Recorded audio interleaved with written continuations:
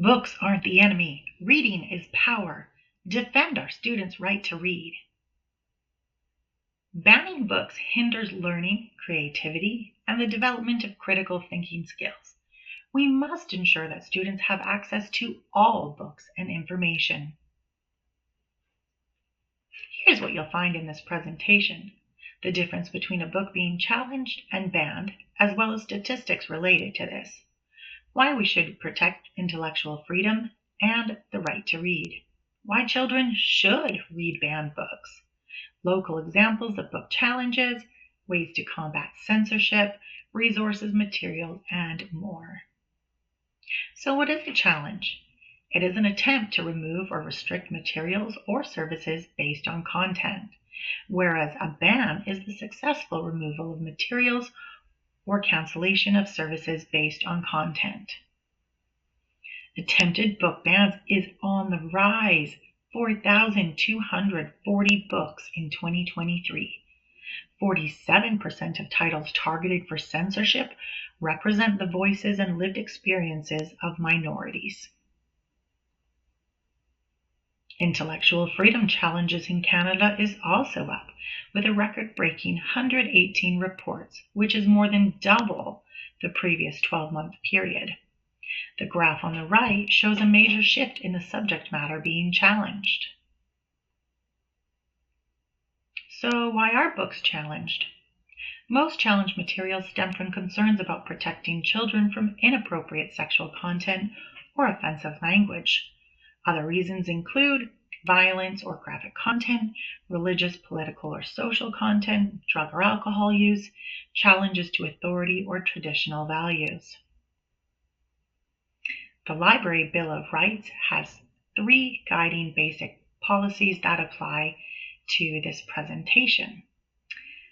As libraries, we should be offering books and resources that enrich the community without discrimination, present materials that cover diverse perspectives without censorship, and as librarians, we have the duty to combat censorship as part of our mission.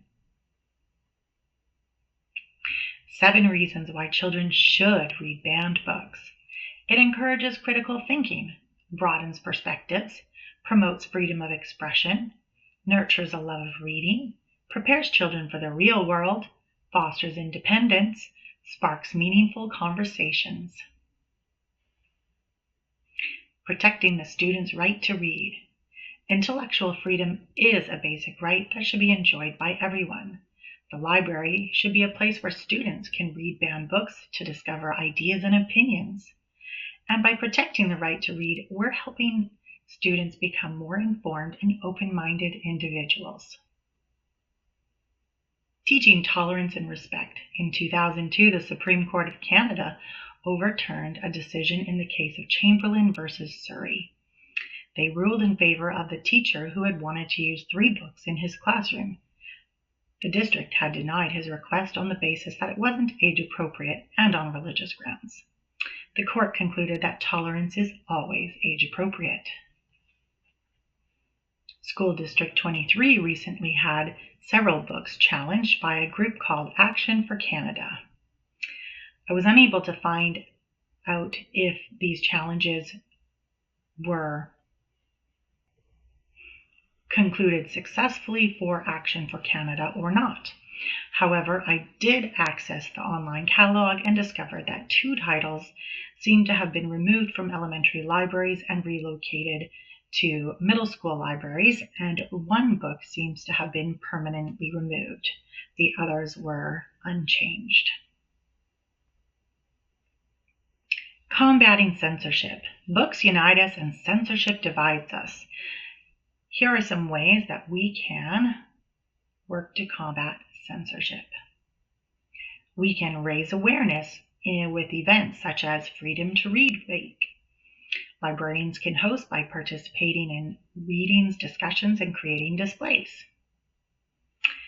Books such as This Book is Dangerous. It's a great conversation starter for raising awareness about banned books. As well as This Book is Banned. And here are some suggested activities. I hope you will join me in defending our students' right to read.